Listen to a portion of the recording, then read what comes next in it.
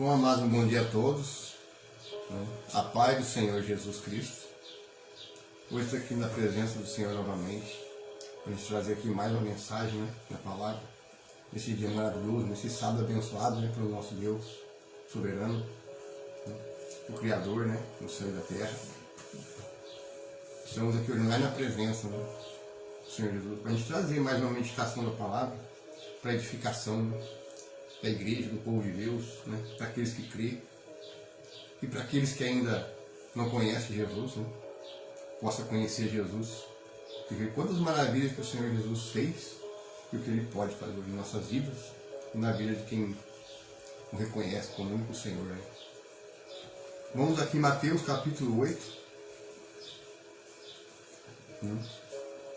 iniciando aqui. Aqui fala de Jesus que quando ele purifica um leproso, um imundo. Quando ele desceu no monte, grandes multidões o seguiram. Eis que um leproso, tendo se aproximado, adorou de joelhos e clamou: Senhor, se é da tua vontade, podes purificar-me? Então Jesus, estendendo a mão, tocou-lhe dizendo: Eu quero ser limpo. E no mesmo instante ele ficou purificado da lepra. Em seguida Jesus disse-lhe: Veja que não digas isto a ninguém, mas segue, mostra teu corpo ao sacerdote, e faze a oferta que Moisés ordenou, para que sirva de testemunho. Entrando Jesus em Cafarnaum, dirigiu-se de um centurião suplicando: Senhor, o meu servo está em casa, paralítico e sofrendo horrível tormento.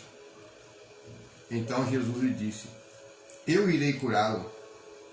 Ao que respondeu o centurião: Senhor, não sou digno de receber-lo sob o meu teto, mas dize apenas uma palavra e o meu servo será curado.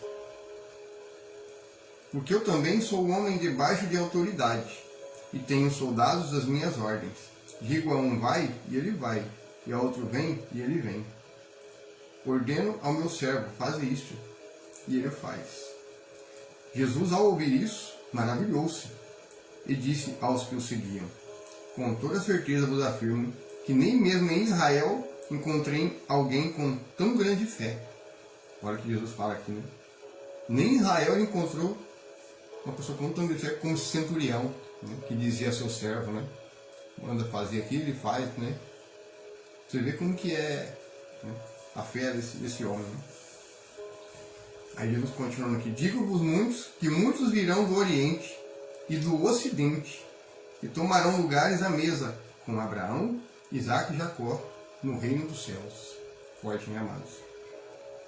Você vê quantos milagres que Jesus fazia, Curou o imundo, uma lepra, curou esse servo do centurião, que estava paralítico, sendo atormentado, não estava bem, apenas pela palavra, apenas por dizer a palavra, foi curado, não precisou nem de ir lá, colocar as mãos, impor, para você ver como que o milagre acontece através da fé, ou seja, a fé move montanhas.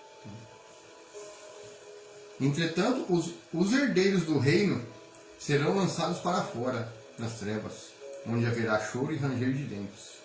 Então disse Jesus ao centurião: Vai-te, e de maneira como creste, assim te sucederá.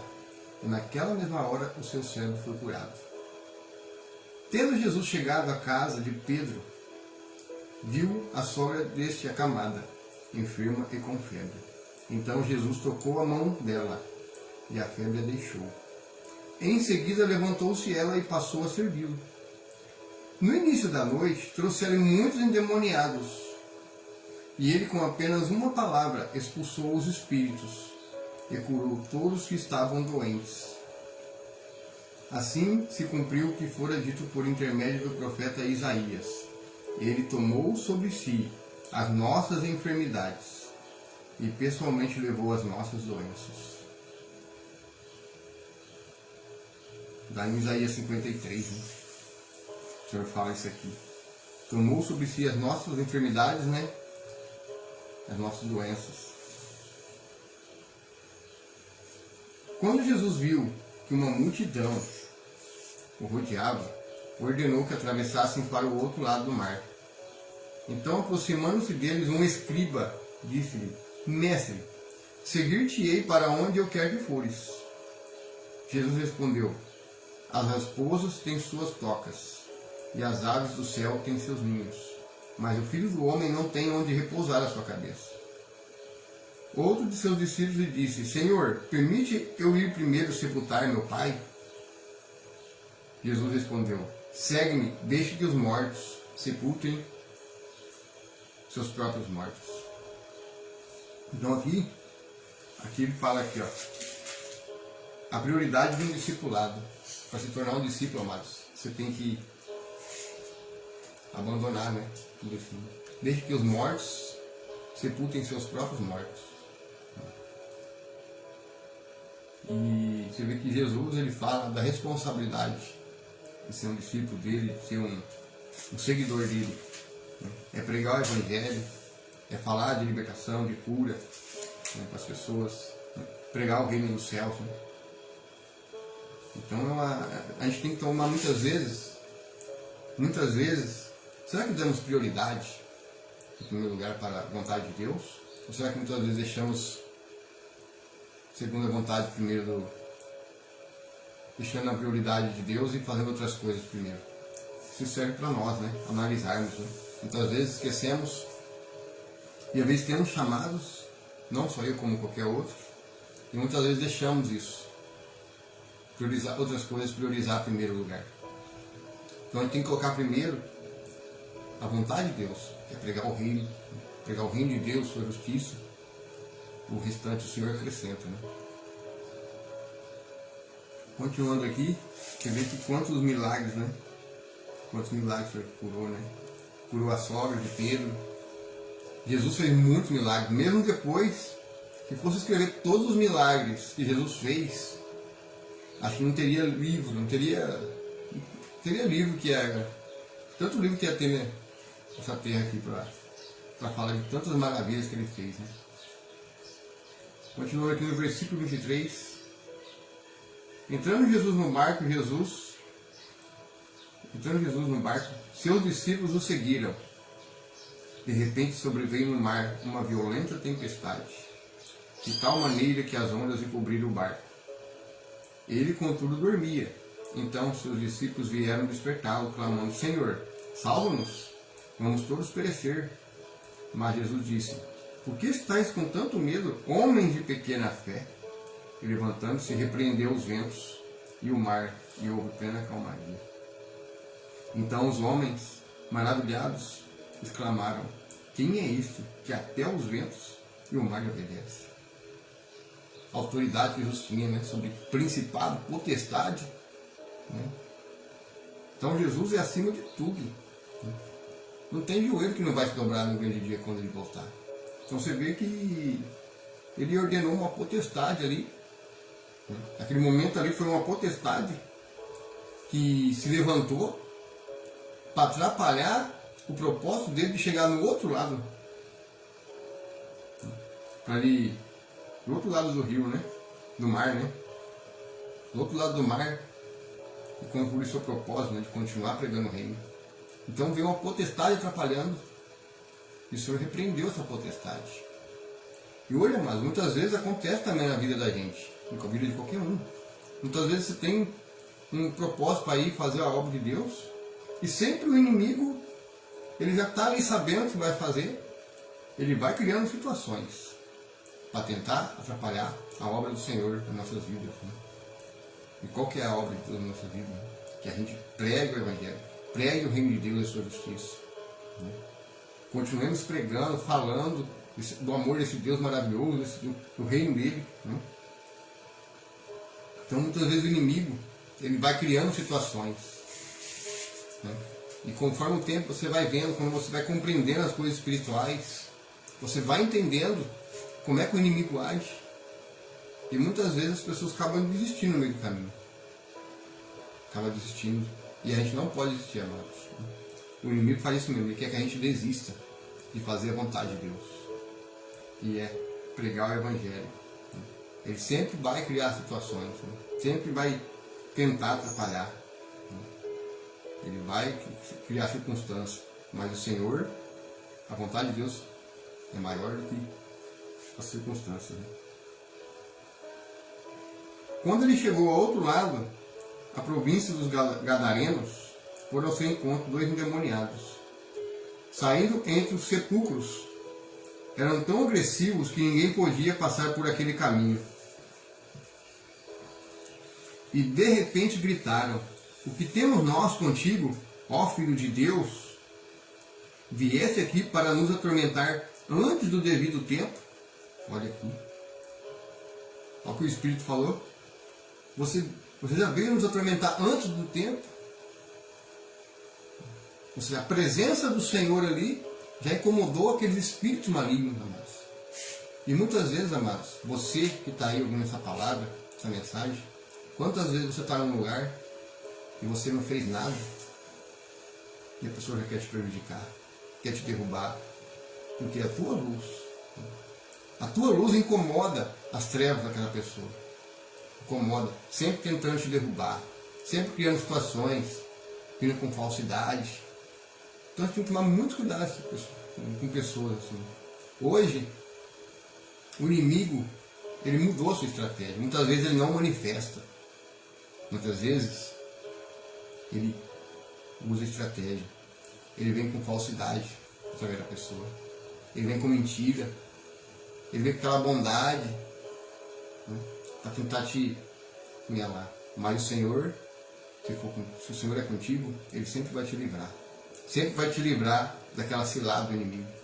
Por isso, amados, que toda vez a gente vai trabalhar, ou vai em algum lugar fazer a obra, a gente tem que sempre pedir, se revestir da armadura de Deus. Pedir a proteção do Senhor. Porque o inimigo, ele sempre vai criar ciladas. Ele vai criar ciladas, vai usar pessoas malignas para tentar desestabilizar, fazer você irar, fazer você perder a sua razão, né? Então muitas vezes as pessoas, muitos crentes hoje, eu percebo isso até às vezes no trabalho. As pessoas se iram com a pessoa, porque o fulano fez isso, fez aquilo. A gente não pode dar crédito. A gente tem que sair fora daqueles que não querem nada com o Senhor, que não querem nada da palavra de Deus. Então a gente tem que tomar atitude, prestar atenção, ter discernimento, perceber que, opa, é o inimigo que está se levantando. Começa a repreender ali em pensamento, né? Vai lá num lugar onde não tem ninguém, né? Começa a orar ali, né? Vai lá no banheiro, ou finge que vai para um lugar lá fazer um outro serviço, onde não tem ninguém, vai lá, começa a orar e clamar para o Senhor, vai repreendendo esse mal agora. Então é assim que a gente tem que tomar atitude. Por quê? Porque o inimigo, o diabo é igual um leão, né? Fica em volta ali, ó, tentando devorar. Ele vem com uma fera a quem possa tragar. Então ele vai procurando uma brecha. Ele sempre vai procurando uma brecha. Então muitas vezes a gente acaba perdendo a razão, a ira, acaba se irando contra aquela atitude, mesmo que seja uma injustiça. Então o inimigo faz de tudo para te desestabilizar e estragar o seu dia. Então, amado, não deixa. Reflita quando acontecer certas situações.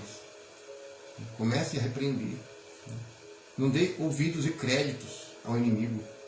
Jesus não tinha papo com o diabo, não. Jesus não ficava entrevistando o diabo. Você vê aqui que o próprio demônio falou, né? O espírito maligno falou, porque viesse incomodar antes do devido tempo. Aí fala aqui, não muito longe estavam pastando uma grande manada de porcos.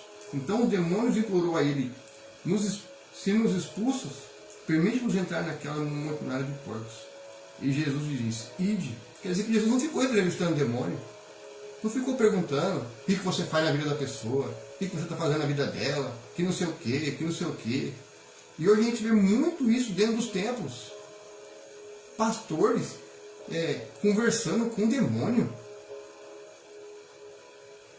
Jesus não conversava com o demônio. Jesus falava, sai-te agora, Satanás. Sai-te agora.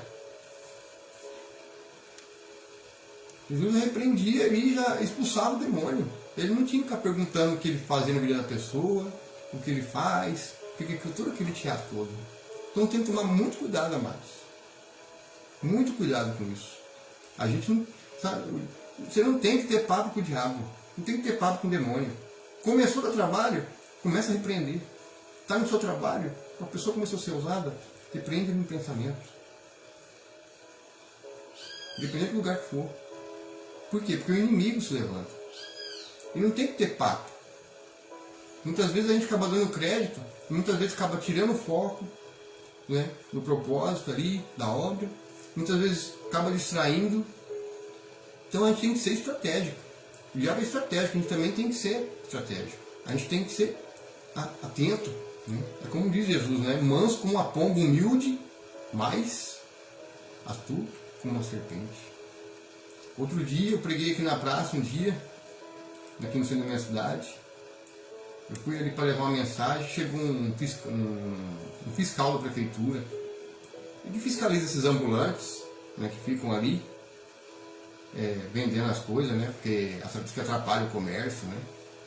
E ele estava explicando lá, né. Aí ele falou se tinha autorização para poder pregar ali. Eu falei assim, meu amigo, a praça é pública. É pública. A praça é pública. Agora tem que ter autorização para mim pregar evangelho.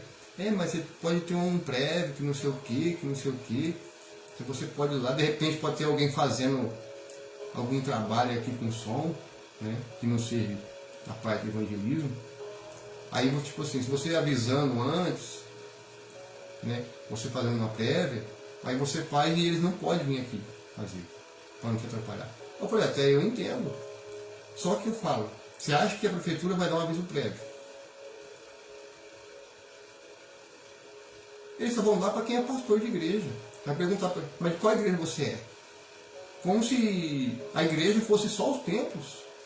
Igreja somos todos nós, amados, que é aquele que crê. Então, olha a conversa do cara. No inimigo, nem comecei, nem tinha parado nem o louvor ainda. Nem comecei, mas começaram a montar o tripé do celular, apanhar o celular para filmar, o microfone, o tripé do microfone. E o cara era bem, o inimigo era bem. Só que aí eu usei sabedoria, né? A gente não vai maltratar a pessoa, né? Aí deixei ela falar tudinho, e aí falei, então, mas você acha certo isso? E você acha que a prefeitura vai dar esse aviso prévio? Né? Aí eu peguei e falei assim, e você acha justo tirar os ambulantes da rua, que está ali ganhando ganha-pão de cada dia, que não está roubando ninguém? Né? Por que a prefeitura não pode facilitar então um preço mais justo, já que quer cobrar deles uma taxa para eles venderem ali? Porque não cobra um preço injusto, mais em conta, né? Porque ele também tem o mesmo direito. Né? Isso é injustiça. Depois não sabe por que quando vem juízo sobre a nação e sobre a cidade. Não sabe por que o comércio quebra, o movimento cai. Por quê? Porque é injustiça. Porque muitos comerciantes só pensam neles. Então eu comecei a falar ali para eles ali. E aí ele falou, não, é verdade, eu entendo, mas eu estou fazendo meu trabalho. Eu falei, não, eu entendo que está fazendo o trabalho. Mas não é injustiça? Não é injustiça isso? Por que eles não podem ter o direito de trabalhar e vender? Não está roubando. Pior se estivesse roubando. Aí, conversando, aí comecei a pregar o evangelho para ele. Comecei a pregar para ele. Falei, sabe o que está acontecendo? Sabe como o mundo está sendo preparado? E comecei a falar do evangelho para ele, comecei a pregar para ele. Antes de começar, não deu nem para filmar na hora, né? A situação.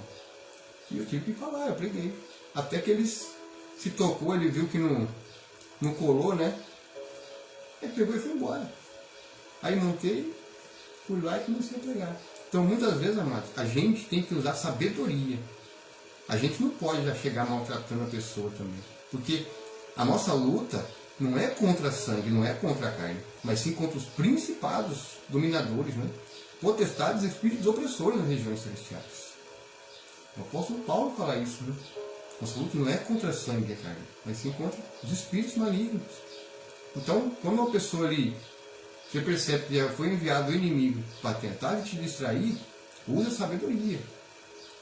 Muitas vezes, a gente não pode maltratar pessoas. Não pode, a gente tem que usar, ser sábio nisso. A gente como cristão tem que ser exemplo, tem que ser luz. Porque é o inimigo usando. E a gente tem que usar sabedoria para quebrar o inimigo no meio. E muitas vezes, conforme o jeito que você fala, você começa ali a repreendê-lo, usando palavras sábias, você acaba convencendo aquela pessoa. Muitas vezes acaba lançando uma semente, você acaba ganhando uma alma para o reino. Então a gente tem que ser muito sábio em certas situações. Muitas vezes agimos de formas erradas. Muitas vezes temos que ter mais sabedoria. A gente tem que pregar a verdade, tem que falar no engano que está acontecendo, mas a gente tem que ser sábio no falar. Pedir a sabedoria do Senhor. Jesus também pode ver que quando ele pregava aqui, se você ver as palavras dele, ele usava sabedoria. Ele falava a verdade, ele pregava com a verdade, ele repreendia, ele exortava, mas ele usava palavras sábias. Não é de qualquer maneira. Muitas vezes a gente vê, não vou generalizar que são todos, mas eu já vi pregadores em rua maltratando pessoas. Não vou generalizar que são todos que façam isso, mas eu percebo. O cara começa a se irar. Não é assim, não. Repreende. Usa a autoridade de Jesus e fala assim: sai daqui agora, Satanás. Repreende em nome de Jesus agora, sai daqui agora. Repreende, usa a autoridade, o poder da palavra e repreenda. O mal vai embora. E muitas vezes a pessoa pode até manifestar. E se manifestar, já expulsa o demônio da pessoa. Então a gente tem que usar a sabedoria.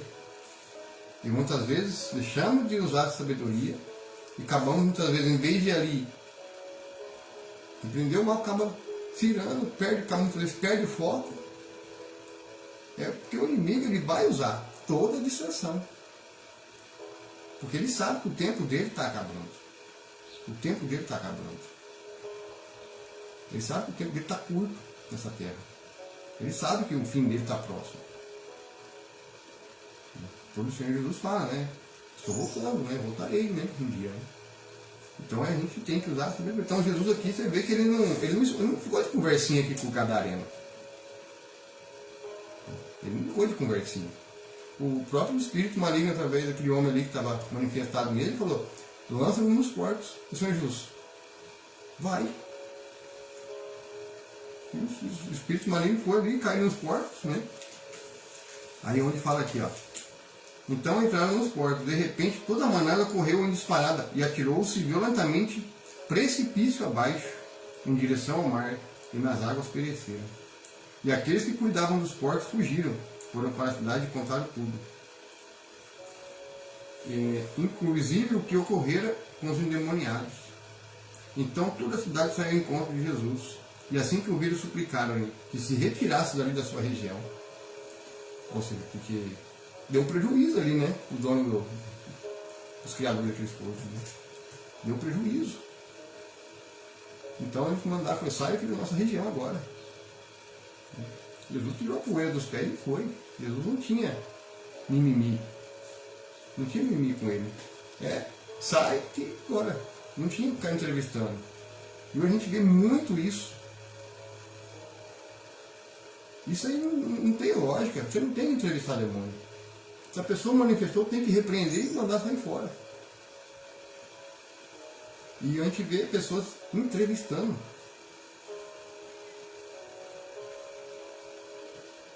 E eu já percebi, muitas vezes eu estou lá fazendo uma vídeo, chega uma pessoa, começa com uma conversa, não sei o quê, aí você tentando. Aí você tem que falar para a pessoa, né? Aguarde um pouquinho, né? Senta ali, ouve a pregação, depois nós vamos orar por você, né? Aí a pessoa não fica até o final. Não gosta de ouvir a palavra. A pessoa só quer a bênção, só quer ali a vitória, só quer a bênção na hora ali, mas não quer ouvir a palavra. É a mesma coisa quando você vai num lugar congregar com alguém, né? Seja uma igreja ou numa casa de alguém. A primeira coisa que você vai fazer o quê? É ouvir a palavra. Você vai fazer um culto ou uma célula, a primeira coisa que faz é iniciar uma oração ali, um Pai Nosso, e a próxima coisa é a palavra. Aí se a pessoa precisa de uma oração mais gente assim, em questão de alguma cura, alguma enfermidade, né, algum problema, né, espiritual, geralmente é depois daquela mensagem. Então a pessoa, quando ela quer, ela também vai ali ouvir a palavra. Mas tem muitos que não só querem oração, mas não querem ouvir a palavra. Porque é a palavra que liberta, é a palavra que cura, é a palavra que sara. Então, a pessoa não esperou. Então a pergunta da direção, a pessoa não esperou. Foi embora. Por quê? Porque ela queria só oração ali. Mas não quer ouvir a palavra, não quer ouvir a mensagem. E muitas vezes aquela mensagem pode servir para ela, mas não quer. Então muitas pessoas hoje só querem ir aquilo que agrade, ouvir aquilo que apenas deseja. Eu vou ali, eu vou no culto na casa daquele irmão ali, que ele faz na casa dele, porque lá ele vai me curar. Porque só quer ir atrás da cura, só quer ir atrás sabe assim, mas não quer ouvir a mensagem. Só quer vitória, só quer bênção, mas não quer ouvir a mensagem. Não quer tomar cruz, não quer seguir. O Evangelho é cruz, a gente tem que tomar a cruz. Se a gente pensar só em vitória, em bênção, a gente tem que tomar a cruz também. A gente tem que sentir na pele que Jesus passou, que os discípulos passou. A gente tem que estar preparado para suportar muita coisa, vai vir muita coisa aí. Então a gente tem que, muitas vezes, as pessoas estão passando por provações. Eu falo, assim, em frente a mim também, né? Eu falo que a mensagem também não é só para quem está ouvindo, mas para mim também serve. Muitas vezes estamos passando por um processo. E se a gente não suportar um processo, como é que a gente vai suportar o que vai vir? Então, o processo é importante.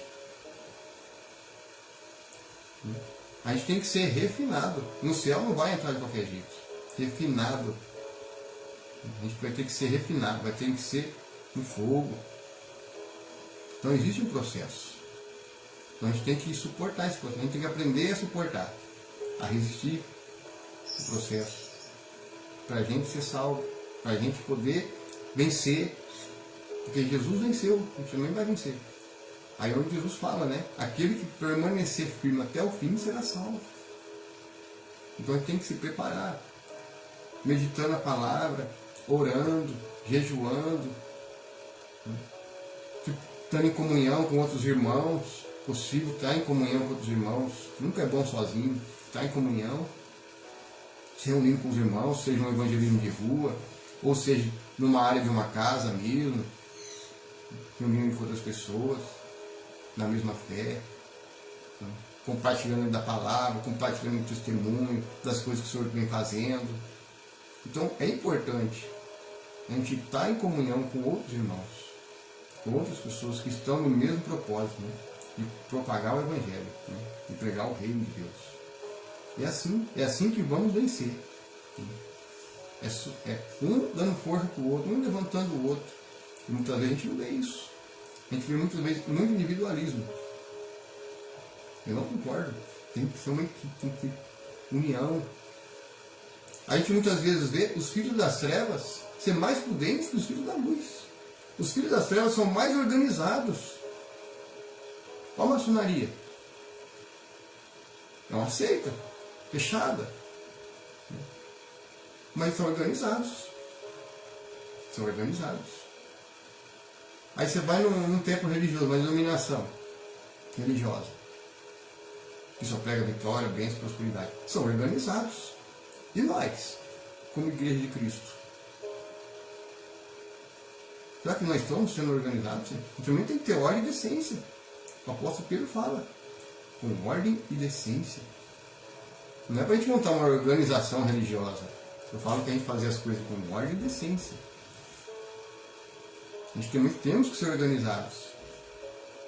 Muitas vezes não somos organizados. Se você não conseguir organizar uma casa, mantê-la limpa, se você não consegue botar uma ordem numa casa, como que a gente vai manter ordem numa igreja? Então uma igreja também tem que ter ordem e decência. Uma igreja séria, a igreja de Cristo, era assim. Se você pegar os discípulos, os apóstolos, eles eram organizados. Eles não eram uma instituição religiosa, eles não montaram uma instituição religiosa, mas era uma igreja organizada. Cada um ali tinha uma função. Cada um ali com o seu chamado, cada um ali com os seus dons. Um tem dom de pregar, outro tem dom de curar, de libertar demônios. Né? Deus dá a cada um conforme o seu chamado. Então o Senhor quer que a gente sejamos mais unidos, mais organizados. Para a gente mostrar que o nosso trabalho é sério. Eu acho que falta mais isso. Falta mais isso. Eu vejo que falta mais isso entre os cristãos verdadeiros. Falta mais isso. Ser mais organizado. Né? Combinar mais, fazer as coisas, ter mais comunicação. E muitas vezes não vemos isso. Não vemos isso. A gente muitas vezes fica às vezes até triste, né? Chateado, poxa, né? Vamos fazer as coisas. A gente tem que ser organizado. Para as pessoas verem que o trabalho é sério e tem credibilidade. Porque os filhos das trevas são organizados. São mais prudentes.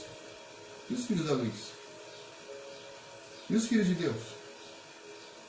Como é que fica? Então, acho que está na hora da gente, como igreja de Cristo, não só aqui, ficar atrás no computador, a gente faz aqui a meditação, a palavra compartilha para a gente um despertamento.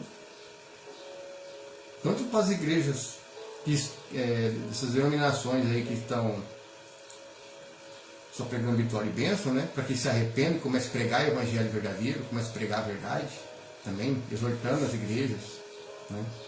Para que elas voltem aquele evangelho genuíno, aquele evangelho de salvação, contra o pecado, falando sobre a volta de Jesus.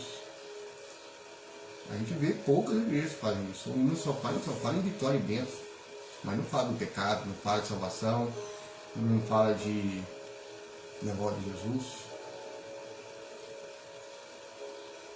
E eles são organizados. E a gente? A gente também tem que começar a analisar. Né? É como diz a palavra, cada um analisa a si mesmo. Tem que ser mais unido, porque senão a gente não vai suportar. Se não tiver uma equipe, não estou aqui falando aqui para... Né? A gente tem que se unir. Tem que se unir contra o mal. Para a gente vencer, a gente tem que ter unidos.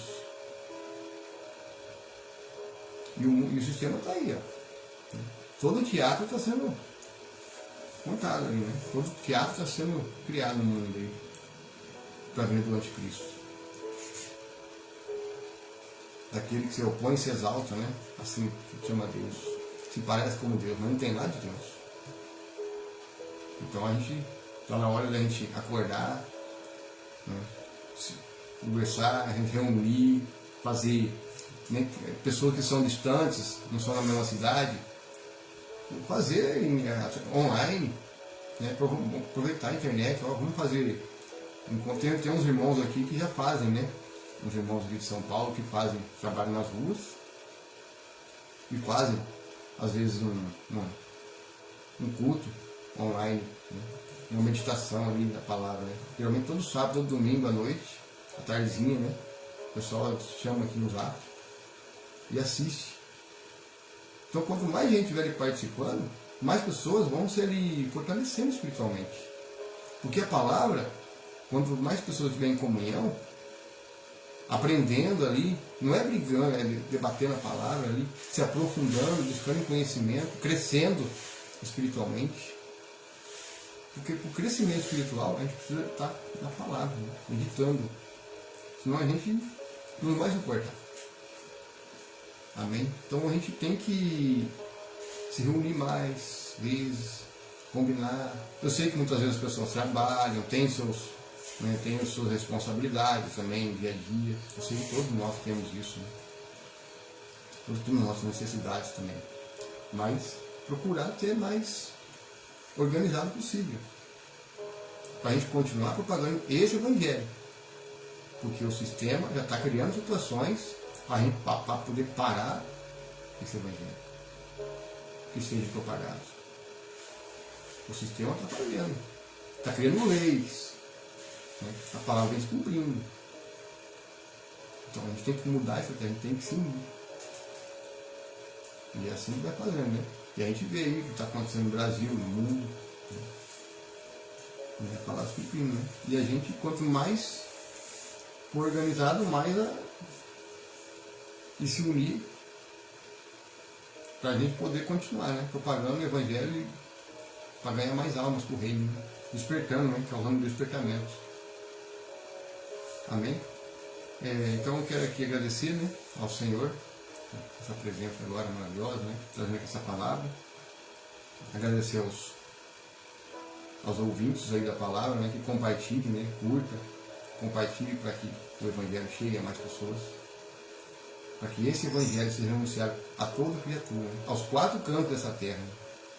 Seja propagado. Amém? Então que Deus abençoe sua casa, sua família, nossas vidas, né? Abençoe seu dia, seu trabalho, né? Esse sábado abençoado pelo nosso Deus, né? Esse Jesus, né, que é o Senhor do sábado, né? Jesus que fazia a obra de Deus no sábado, né? Então Jesus não era porque era sábado que ele deixava de fazer a obra, né? Ele expulsou demônios, curou, né? Comeu até espírito inimigo no sábado, né? Então Jesus é o Senhor do sábado, né? Então encerrando aqui, né? Que Deus o guarde, acompanhe, que Deus o abençoe e até a próxima.